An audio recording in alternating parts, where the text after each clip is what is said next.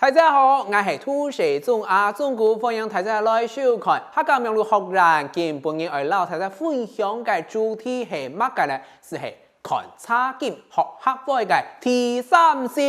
掌聲鼓勵看差金做得學到第三次，是表示講咧差金地盤有當大的大家來學習嘅智慧老技兒。差金咧其實係台灣第一部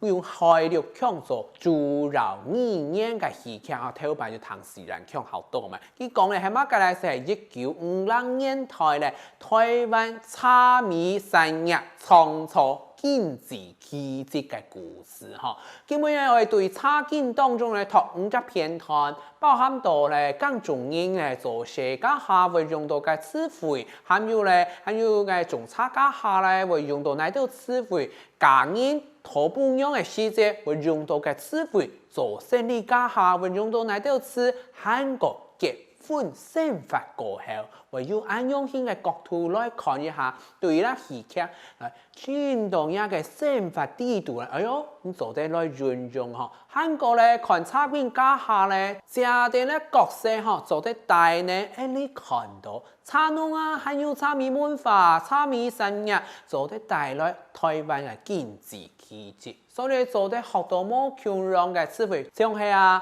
種茶啊、配茶啊、到最尾賣茶家下，各種角色佢要自己負責嘅部分是像呢個客會強量啊，大家嘅詞彙啊，大家嘅技啊，只要佢自己負責嘅部分，嘛做得本體自己看得了後咧，客會做得潛熱，肯拿到冇強量嘅專業地位。像係結婚啊、假期啊呢部分嘛，做得本大家想一下，哎喲，要按當樣，頭擺客人結婚係按樣先咯。唔過咧，睇下呢下係點差了開哦，想入到嗰隻差金嘅黃金煙台係麼？向下來看一下了。